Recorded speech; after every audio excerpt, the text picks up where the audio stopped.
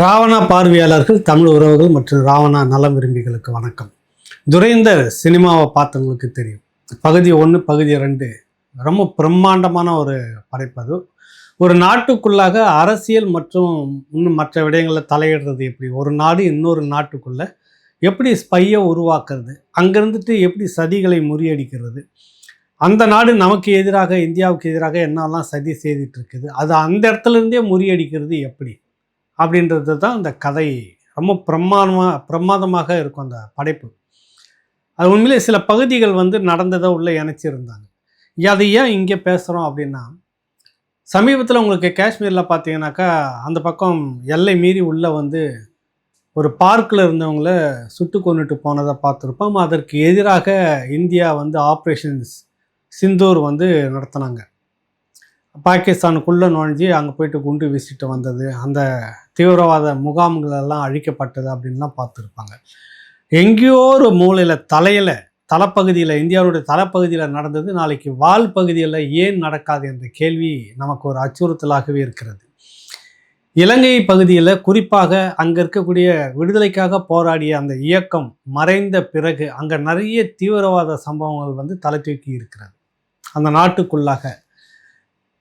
கடந்த சில ஆண்டுகளுக்கு முன்னாடி அங்கே பார்த்தீங்கன்னாக்கா ஐஎஸ்ஐஎஸ்ஐ ஒரு பெரிய ஆப்ரேஷன் நடத்தியிருக்கோம். தேவாலயங்களில் குண்டு வெடிச்சது, பலர் சிதறந்து இறந்ததெல்லாம் நடந்திருக்கும். அந்த நாட்டுக்குள்ளாக ஒரு பெரிய சதி திட்டத்தை நிறைவேற்றுவது. அதே போல் காலுக்கு பக்கத்தில் தான் இருக்குது வால்மொன அப்படின்னு சொல்லுவாங்க. பக்கத்தில் ஒரு 30 கிலோமீட்டருக்குள்ளாக இருக்கக்கூடிய இலங்கை பகுதியில் தீவிரவாத செயல்பாடுகள், அந்த தலைமறைவு தீவிரவாத செயல்பாடுகள் இருக்கிறதோ என்ற அச்சம் ஏற்பட்டிருக்கிறது. அங்கே இருக்கிறதால நமக்கு என்ன பிரச்சனைன்னா, இந்தியாவுக்கு தான் பிரச்சனை. காஷ்மீர் பகுதியில் உள்ளே தாக்கிட்டு போன மாதிரி இங்கே கடல் வழியாக அட்டாக் பண்ணிட்டு போகிறதுக்கு எவ்வளவு நேரம் ஆகும்? தீவிரவாத நடவடிக்கை எந்த ரூபத்திலையும் எப்படியும் நுழைக்கலாம். ஏன் இதெல்லாம் நம்ம பேசுகிறோம் அப்படின்னா, இதெல்லாம் நடத்துறதுக்கு முன்னாடி ஒரு நாட்டுக்குள்ளாக அவங்களுக்கான பொருளாதார நிலைப்பாடை, அந்த பொருளாதாரத்தை எப்படியெல்லாம் கட்டமைச்சுக்கணும், எப்படியெல்லாம் அரசியல் பேக்ரவுண்டை வளர்த்துக்கணும், இதுதான் ஒரு நாட்டினுடைய உளவு அமைப்புகளும் செய்யக்கூடிய ஒரு பெரிய திட்டமாக வேலையாக இருக்குது. அந்த வகையில் சமீபத்தில் இங்கே இருக்கக்கூடிய புதிய அமைச்சரவையில் பார்த்தீங்கன்னாக்கா ஒரு அமைச்சர், நம்ம ராவணாவிலே பேசியிருப்போம், திரிசக்தியார் அவர்கள் தான் அந்த விஷயத்தை முத எக்ஸ்போஸ் பண்ணியிருந்தார். ராவணாவில் முக்கியமான ஒரு அமைச்சர், இந்த கூட்டணி கட்சியிலேருந்து இந்த பொறுப்பில் இருக்கிறவர், அமைச்சர் பொறுப்பில் இருக்கிற ஒருத்தர் இலங்கையிலிருந்து 2 பிரதிநிதிகள் சந்திப்பதற்காக ஏற்பாடு. அதற்கு முன்பாக என்ன சொல்ல வராங்கனாக்கா, அதிக வட்டி இல்லாத ஒரு கடன் முனையம் கொடுப்பதற்கான ஒரு பேங்கை தொடங்குறதுக்கான ஒரு கோரிக்கை மனுவை பேசணும் அப்படின்றதுக்காக தான் அந்த சந்திப்பு. பிரபலமான நட்சத்திர ஹோட்டலில் இலங்கையில் இருந்து 2 அரசியல் பிரமுகர்கள், இங்கே இந்த அமைச்சர் தரப்பு, இங்கே ஓய்வு பெற்ற சில அதிகாரிகள், சில இன்னும் அரசியல் பிரமுகர்கள் இப்படி ஒன்றா உட்காந்துட்டு சந்திக்கிறாங்க, பேசுகிறாங்க. அது பார்த்தா சினிமா மாதிரி, ஒரு கிரைம் சினிமா எப்படி போகும் அப்படி தான் அது. இதை உளவுத்துறை, மத்திய உளவுத்துறை முன்கூட்டியே இதை நடமாட்டத்தை கவனிக்குது, கண்காணிக்குது. 2 பேரில் நல்லா கவனிக்க, 2 இலங்கை நபர்கள். அந்த 2 நபர்களும் இலங்கைக்குள்ளாக ஒருத்தருக்கு ஒருத்தர் எதிர்கட்சி. இங்கே திமுக அதிமுக எப்படி, இங்கே எப்படி பாரதிய ஜனதா கட்சி காங்கிரஸ் எப்படி எதிரும் புதிருமாக அரசியல் செய்து கொண்டிருக்கிறதோ, கேரளாவில் எப்படி காங்கிரஸும் காங்கிரஸும் கம்யூனிஸ்ட்டும் எதிரும் புதிருமாக இருக்கிறதோ, மேற்கு வங்கத்தில் எப்படி திரிணாமுல் காங்கிரஸும் பாஜகவும் எதிரும் புதிருமாக இருக்கிறதோ, அந்த போல் இலங்கையில் 2 எதிரும் புதிருமான கட்சியில் இருக்கக்கூடிய 2 முக்கிய பிரமுக தலைவர்களில் 2ஆம் கட்ட தலைவர்களில் ஒருத்தர், 2 பேருமே ஒருத்தருக்கு ஆகாது, அங்கே அடிச்சுக்கிட்டு இருக்காங்க. அந்த 2 பேரும் இங்கே ஒன்றாக உட்கார்ந்து இந்த சந்திப்பில் இருக்கிறாங்க. அமைச்சர் உள்ளிட்ட சில முக்கியமான ஓய்வு பெற்ற அதிகாரிகளும் அதுக்குள்ளே இருக்கிறாங்க. பேங்க் நடவடிக்கை, ஒரு நிதியம், ஒரு வங்கியை தொடங்குவதற்கான ஒரு பெரிய இது இப்போ பார்க்குறதுக்கு என்னென்னா, அது சிறுபான்மையினர்களுக்கான ஒரு வட்டி இல்லாத கடனை கொடுக்கறதுக்காக இருக்கலாம், இன்னும் விளிம்பு நிலை மக்கள் அல்லது இன்னும் மற்றபடி வேறு ஏதோ வட்டி இல்லாத கடன் தொழில் தொடங்குறதுக்கு மற்றவங்களுக்கு கொடுக்கறதுக்கு பொதுவில் கூட இருக்கலாம். ஆக வட்டி இல்லாத கடன், குறைந்த வட்டி இல்லை அப்படின்ற மாதிரியான ஒரு ப்ராசஸ் தான் இந்த சந்திப்பு. இதுக்குள்ளே வேறு ஏதோ ஒரு பெரிய சதித்திட்டம் இருக்குது அப்படின்றது தான் ரிசர்வ் வங்கி உள்பட, ஐபி உள்பட, மாநில உளவுத்துறை உள்பட கண்காணிக்குது. அரசு புதியதாக வருகிறது, பதவி ஏற்கிறது, போகிறது, இன்னொரு அரசு மாறும், அது வேறு விஷயம். உளவுத்துறை, மாநில உளவுத்துறைன்றது எப்பவும் அது விழிப்போடவே இருக்கும். அது என்ன தினசரி வேலைகள் செய்து கொண்டிருக்குதோ செய்துக்கிட்டு தான் இருக்கும். அந்த வகையில் தான் அது கண்காணிக்கப்பட்டது. அதற்கு தொடர்பு இந்த இலங்கையிலேருந்து வந்த 2 பேர் இங்கே வந்து இந்த அமைச்சர் தரப்பு 2 எல்லாம் சந்திக்கிறதுக்கான ஏற்பாடு பண்ணது யாருன்றது தான் மிக முக்கியமான அதிர்ச்சியான தகவல். சவுதி அரேபியாவில் இருந்துக்கிட்டு இந்தியாவுக்குள்ளே அப்பப்போ பெரிய தீவிரவாத நடவடிக்கைகளை பேசப்படுகிற தாவூத் இப்ராஹிம் அப்படிங்கிறவுடைய பின்னணி கொண்ட அந்த தொடர்பு நெட்வொர்க்கில் இருக்கக்கூடிய சவுதி அரேபியா நெட்வொர்க்கில் பிரமுகர்களாக இருக்கக்கூடிய ஒருவர் தான் இதற்கு ஏற்பாடு செய்திருக்கிறார். அவர் சொன்னால் அங்கேருந்து 2 பேர் இங்கே வராங்க. இங்கே வந்து ஒருத்தர் அமைச்சருக்கு இது தெரியுமா தெரியாதா அப்படின்றதெல்லாம் தெரியாது. அவரை சந்தித்து இப்படியான ஒரு நல்ல விடயத்துக்கு அப்படின்ற மாதிரி பேசி கொண்டு வந்திருக்கலாம். புரியுதில்ல உங்களுக்கு? அவரை நம்ம நேரடியாக தொடர்பு படுத்தலை. ஆக இவர் சொன்னோன்னு ஒரு சந்திப்பு நடக்குது. அதுக்கான தொடர்புலாம் எடுத்து கொடுக்குறாங்க. யார் அந்த நபர் அப்படின்னு தான் அந்த தொடர்பு ஏற்படுத்தி கொடுத்த நபரில் ஒருத்தர் இப்போ ரகசியமாக தூக்கியிருக்கிறாங்க. இது வந்து எப்படிங்க இந்தியாவுக்கு பாதிப்பாக இருக்கும்? இதுதான் பாதிப்பு. இதுதான் அந்த துரைந்தர் படம் பார்த்தவங்களுக்கு தெரியும். இன்னும் பல படங்களில் இது மாதிரிலாம் காட்டியிருக்காங்க. ஒரு நாட்டுக்குள்ளே எந்த செயல் நடக்கணும்னா முதல்ல போதிய நிதி ஆதாரம் இருக்கணும். சொன்ன இடத்துல அவங்களுக்கு பணம் வரணும், வாகனம் வரணும், தேவைப்பட்ட பொருள் கிடைக்கணும், உடனே அங்கேருந்து வெளியேறுவதற்கான வசதி வாய்ப்புகள் வரணும். எல்லாவற்றுக்குமே பணம் தான் முக்கியம். அப்போ அந்த பணம் வேற ஒரு வகையில் உள்ளே கொண்டு வந்து இங்கே வந்து பரவலாக்கிட்டோம்னாக்கா அந்த பணத்தின் மூலமாக எந்த செயலும் செய்துட்டு போகலாம். ஆட்கள் பின்னாடி அங்கங்கே வருவாங்க. அரசியல் கட்சிகளுக்குள்ளாகவும் இந்த மாதிரியான ஸ்பைலாம் இருக்கிறதுக்கான வாய்ப்புகள் நிறைய இருக்குது. இதுதான் இப்போ இது வந்து ஏற்கனவே வந்து இலங்கையில் ஒரு சம்பவம் நடந்திருக்குது. அதை வந்து நம்ம சொல்லலை. பிரபலமான ஆங்கில நாளேடு கொழும்பிலிருந்து வந்திருக்கிற அந்த நாளேட்டில் அங்கே இருக்கக்கூடிய சிங்கள இராணுவத்தில் ஓய்வு பெற்ற ஒரு அதிகாரி வந்து பேட்டி கொடுத்தது போட்டிருக்கிறாங்க. 2009 அந்த காலகட்டத்தை 2006 2009 வரைக்கும் அப்படின்னு எடுத்துக்கிட்டிங்கனாக்கா அங்கே போர் நடந்துக்கிட்டு தான் இருந்தது, தொடங்கிக்கிட்டு இருக்குது. மேற்கத்திய நாடுகள் வந்து இலங்கைக்கு எதிரான பொருளாதார தடையை வந்து போட்டிருந்தது சில நாடுகள் எல்லாம் வந்துட்டு. ஏன் அப்படின்னா அதனுடைய அந்த விதிமுறைகளுக்கு சிலதெல்லாம் வந்து இப்படி தொடர்ந்து இப்படி பண்ணிட்டு இருக்குன்றதுக்காக பொருளாதார தடைகள் போட்டுட்டு இருந்தப்போ அவங்களுக்கு ஆயுத சப்ளை வந்து போதிய அளவில் கிடைக்கவில்லை. இங்கே தான் வந்து ஒரு திருப்பு முனை இருக்குது. இந்த நேரத்தில் என்ன இது நம்ம சொல்லலை, இலங்கையினுடைய முன்னாள் இராணுவ தளபதியில் ஒருத்தர் பேசுகிறார். அப்போ இலங்கையில் வந்து சீனாவுடைய ஏஜென்சிங்க, அங்கே சீனாவுடைய நிலையம், அதை என்ன முனையம்னு சொல்லுவாங்கள்ல, பல பொருட்களை இறக்குமதி பண்ணி இங்கே விற்கிறது, இலங்கைக்குள்ளாக விற்கிறது, பண்ட மாற்று செய்வது, இங்கேருந்து ஏற்றுமதி பண்ணுறது மாதிரி ஏஜென்சி சில வச்சுக்கிட்டு இருக்கிறாங்க. அவர்கள் மூலமாக 2-3 இடங்களில் போதிய ஆயுதம் எங்களுக்கு தொடர்ந்து வந்து கொண்டிருந்தது. இலங்கை பாதுகாப்புத்துறை செயலகத்தினுடைய கடிதத்தை கொண்டுட்டு போய் இராணுவ தளபதிகள் கொடுத்தாருன்னா குறிப்பிட்ட ஆயுதங்கள் வந்துடும். எங்களுக்கு தடையில்லாத ஒரு ஆயுதம் என்பது சீனா தான் அப்பொழுது எங்களுக்கு வழங்கி கொண்டிருந்தது. அது தவிர மற்ற நாடுகள் எதிரும் புதிருமாக இருக்கக்கூடிய இந்தியா வந்து ரேடார் உள்ளிட்ட கப்பல் உள்ளிட்ட ஆலோசனை உள்ளிட்ட எல்லாமே கொடுத்துட்டு இருந்தது. எதிரி நாடுன்னு சொல்லக்கூடிய பாகிஸ்தானும் அதுக்கு துணையாக இருந்தது. சீனாவுக்கும் அமெரிக்காவுக்கு ஆகாது, அமெரிக்கா பல வகையில் மறைமுகமாக இருந்தது. ரஷ்யா அப்படி பல நாட்டினுடைய உதவி இருந்ததுன்னு இன்னொரு இராணுவ தளபதி வந்து புத்தகத்திலே எழுதி குறிப்பிட்டிருந்தார். இப்போ எதுக்கு சொல்ல வரேன்னா, சீனாவினுடைய ஆதிக்கம் இலங்கைக்குள்ளாக அதிகம் வந்துக்கிட்டே இருக்குது. சீனாவுக்கும் பாகிஸ்தானுக்கும் ஏற்கனவே ஒரு நல்ல உறவில் பல லட்சம் கோடிகளை வந்துட்டு அங்கே வந்து சில வேலைகளுக்காக, திட்டங்களுக்காக, வியாபாரத்துக்காக, ஒப்பந்தத்துக்காக ஒரு பக்கம் செய்துக்கிட்டு தான் இருக்குது. இப்போ அதே வழிமுறையை இந்த பக்கம் செய்யறதுக்கு வழி இருக்குதா, வாய்ப்பு இருக்குதா அப்படின்ற மாதிரி பார்க்குறாங்க. இந்தியா அது வரைக்கும் அனுமதிக்கலை. ஆனால் பக்கத்தில் இருக்கக்கூடிய இலங்கைக்குள்ளாக ஆக்கிரமித்து எல்லாத்தையும் பிடிச்சிட்டோம்னா கிட்டத்தட்ட நம்ம நினச்சதை செய்துட்டுருக்கலாம். ஆப்ரேஷன் முத்துமாலை அப்படின்றது பேர். இந்தியாவை சுற்றி சீனாவினுடைய பாயிண்ட் வந்து எல்லா இடத்துலையுமே இருக்கும், முக்கியமான தளங்கள். இப்போ எப்படி வந்து ஈரானுக்கு எதிராக அமெரிக்கா சுற்றி இருக்கிற நாடுகளில் வந்துட்டு நட்புறவை ஏற்படுத்தி கொண்டு அங்கெல்லாம் அந்த இடங்கள்லாம் வந்துட்டு இராணுவ தளங்களை வச்சுக்கிட்டு ஈரானுக்குள்ளே அடிக்கிற அந்த விடயம் இருந்ததில்லை. அதனால தான் ஈரான் சுற்றி இருக்கிற இந்த நாடுகள் பக்கத்தில் இருக்கிற எல்லா நாட்டுமே அதனோட தளங்களும் அமெரிக்க தளங்களை தான் அடிச்சுக்கிட்டு இருக்கு ஈரான். அதுதான் நாளைக்கு இங்கே சீனாவில் நீண்ட கால திட்டம்ன்றது ஆப்ரேஷன் முத்துமாலை. அது காரணம் என்னென்னா அந்த கடல் பிராந்திய அரசியல். இது 2009 அதுக்கு பின்னாடியும் முன்னாடியும் விடுதலை போராட்டத்தினுடைய விடுதலை புலிகளுடைய பல்வேறு கட்டமைப்புகள் வந்து இதை பற்றி ஆய்வு செய்திருக்குது. இந்த கடல் பிராந்திய வர்த்தகத்துக்கு ஏற்றதாக இருக்க உலக நாடுகளுக்கு அது முக்கியமான ஒரு இடம் வந்து இலங்கை. இலங்கையை கையகப்படுத்தி இலங்கையை நட்பாக வச்சுக்கிட்டு இருந்து இலங்கைக்குள்ளாக நம்ம தளங்களை இராணுவ தளங்களையோ மற்றபடி துறைமுகங்களையோ வச்சுக்கிட்டு இருந்தால் எல்லாத்துக்கும் வசதியாக இருக்கும் அப்படின்றதுக்கு தான். அந்த வகையில் தான் அவசரமாக அந்த இராணுவ உதவிகளை ஆலோசனைகளையும் பொருட்களை இராணுவ அதி உயர் பயன்பாட்டில் இருக்கக்கூடிய ஆயுதங்கள் எல்லாமே தடை இல்லாமல் சீனா வழங்கி கொண்டிருந்தது.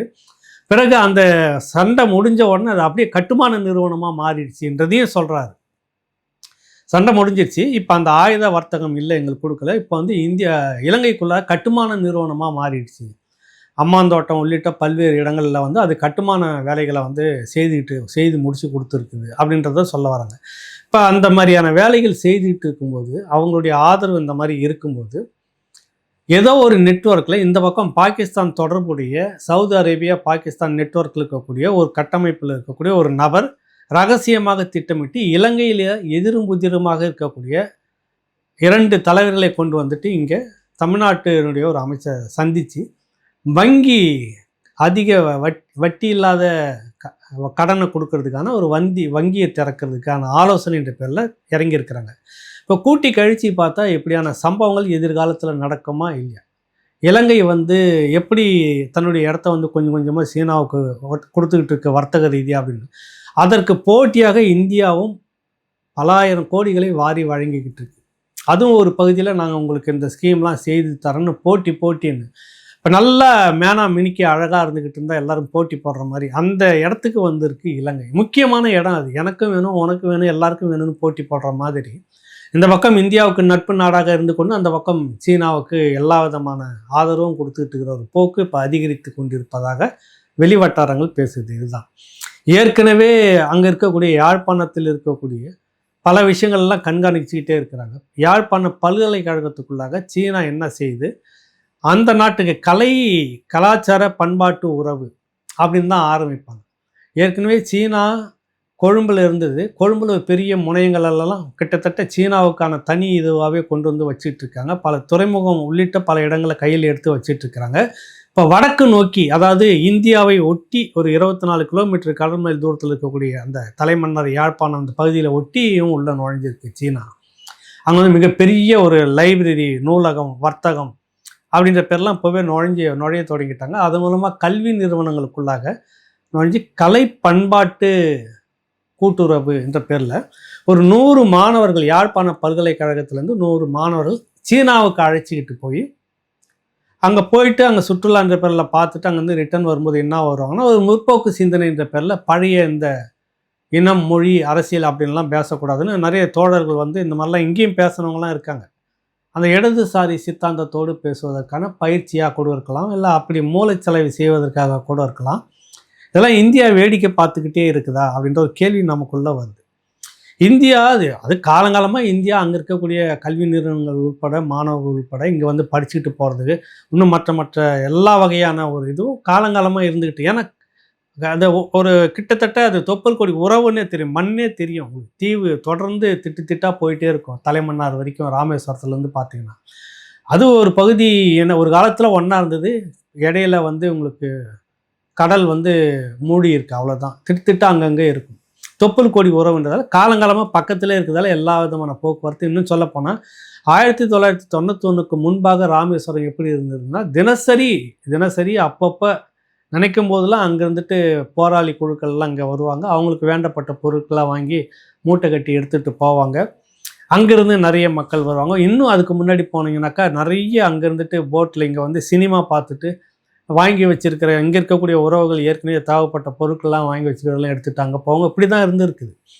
இன்னும் அதுக்கு முன்னாடி போனால் பிரிட்டிஷ் காலகட்டத்தில் நீங்கள் எடுத்துக்கிட்டிங்கன்னா சென்னை எக்மோர்லேருந்து போகிற ட்ரெயினில், அதாவது சென்னையிலேருந்து ஒரு டிக்கெட் எடுத்துகிட்டால் நேராக கொழும்பு வரைக்கும் போகலாம் அப்படின்னு. இங்கேருந்து ராமேஸ்வரம் தனுஷ்கோடியில் போய் நிற்கும். தனுஷ்கோடியில் நிற்கிற ரயிலேருந்து அங்கேருந்து படகு மூலமாக ஒரே தலைமன்னாரில் போய் இறங்குவாங்க. அங்கேருந்து திரும்பவும் ரயில் மூலமாக கொழும்பு வரைக்கும் போவாங்க. இப்படி ஒரு டிக்கெட். அப்போ பிரிட்டிஷ் கட்டுப்பாட்டில் தான் இலங்கையும் இந்தியாவும் இருந்தது. ஆக எந்த வகையில் பார்த்தாலும் இந்தியாவுக்கு ஒரு பெரிய நெருங்கின உறவில் தான் அங்கே இருந்துக்கிட்டு இருந்தாங்க. குறிப்பாக ஈழத்தமிழ் மக்கள் இந்தியா எங்களுடைய தாய்நாடு அப்படின்ற மனநிலையோடு தான் இருந்துக்கிட்டு இருந்தாங்க.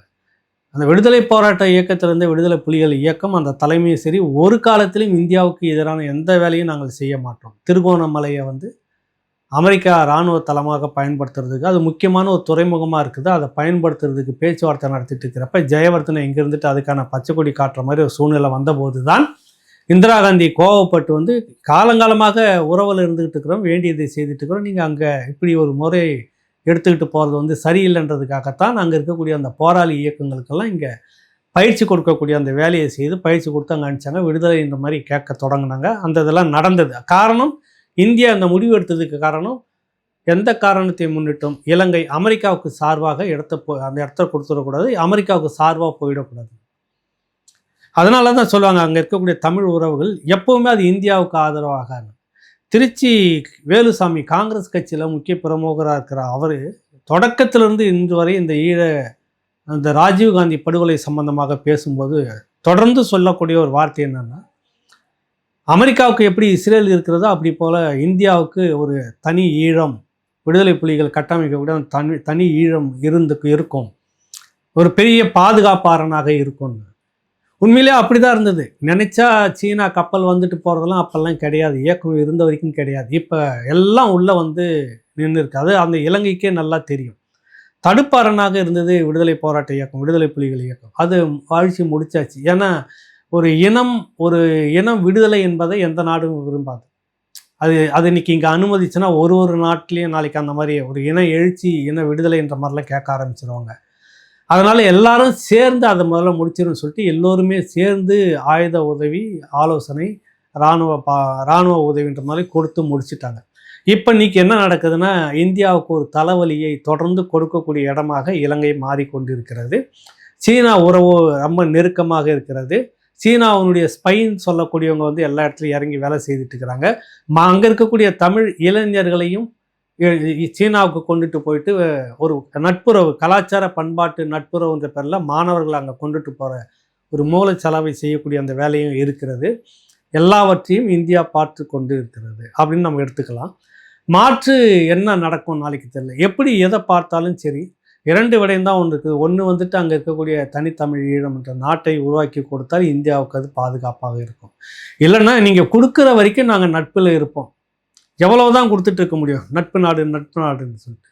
எங்களுக்கு தட்டுப்பாடு வரும்போது நாங்கள் சீனாவையோ மற்ற நாடுகளையோ நம்புவோம் அப்படின்ற நிலைப்பாட்டுக்கு தான் இலங்கை போயிட்டுருக்கும். இதை வச்சியே பேரம் பேசிக்கிட்டே இருக்கும். இது உகந்தது அல்ல. அடுத்தது ஏதோ ஒரு நெருக்கடி, பாகிஸ்தான் நெருக்கடியாக இருக்கலாம், சீனாவுடைய நெருக்கடியாக இருக்கலாம், அல்லது இவர்களுக்கு தெரியாமவே இலங்கையிலிருந்து ஏதாவது ஒரு சதி செயல் இந்தியாவுக்குள்ளாக, குறிப்பாக தமிழ்நாடு, கேரளா, ஆந்திரா, இந்த தென் மாநிலங்களில் ஏதாவது ஒரு விரைவாக நடத்தி முடிச்சுட்டு தப்புறதுக்கான ஒரு இடமா கூட மையமாக கூட பயன்படுத்தலாம். ஆக இவ்வளவு சதி வலைகள் இருக்கிறது. இந்த பூகோள அரசியல் தான் தனித்தமிழ் ஈழம் ஒன்று வேணும் அப்படின்னு அன்றைக்கி போராளிகளும் சொல்லிட்டு இருந்தாங்க. இந்தியாவுக்கு பாதுகாப்பு அரணாக இருப்போம் அப்படின்னு கூட சொல்லியிருந்தாங்க. ஒருபோதும் இந்தியாவுக்கு எதிராக நாங்கள் செய்ய மாட்டோம் அப்படின்னு மேதகு அவர்களுடைய மாவீரர் உரையில் கூட இருந்தது. ஆனாலும் கூட ஒரு பெரும் துரோகத்தை செய்து முடித்தது இலங்கையும் சேர்ந்து, இந்தியாவும் சேர்ந்து, மற்ற நாடுகளும் சேர்ந்து முடிவுக்கு வந்த பிறகு இப்பொழுது அந்தந்த நாட்டினுடைய ஸ்பைன்னு சொல்லக்கூடியதுன்னு சொல்லுவாங்கள்ல, அதெல்லாம் பெரிய அளவில் கால்களை பதிக்கக்கூடிய ஒரு இடமாக இலங்கை மாறிக்கொண்டிருக்கிறது. இதை ஒரு எச்சரிக்கும் விதமாகத்தான் இந்த விஷயத்தை நம்ம பதிவு பண்ணுறோம். இதில் இருக்கக்கூடிய இந்த இப்போ முதல்ல தொடக்கத்தில் சொன்னல, இப்பொழுது அமைச்சராக இருக்கக்கூடிய ஒருவரை இலங்கையிலிருந்து 2 எதிரும் புதிருமாக இருக்கக்கூடிய கட்சி தலைவர்கள் வந்து சந்தித்து ஒரு வங்கி தொடங்குவதற்கான வேலை என்ற பேச்சுவார்த்தையை தொடங்குறாங்க. அதுக்கு தொடர்பு ஏற்படுத்தி கொடுத்த நபர்களில் ஒருவரை தூக்கியிருக்காங்க. விசாரணை நடந்துக்கிட்டு இருக்குது. இந்த விஷயம் அடுத்த கட்டமாக என்ன போகுதுன்றதை உங்கள்கிட்ட பதிவு செய்கிறேன். துரோகத்தை செய்யக்கூடியவர்களுக்கும் துரோகமே பதிலாக கிடைக்கும். நான் இந்தியாவுக்கு சொல்லக்கூடிய ஒரு வார்த்தை. இன்னும் நம்ம வீழ்ச்சிகள்னா அடுத்து என்ன வேணாலும் நடக்கலாம் அப்படின்றது தான் இதில் தெரிய வர விடியும். மீண்டும் ஒரு நிகழ்ச்சியில் பார்ப்போம், சந்திப்போம். நன்றி, வணக்கம்.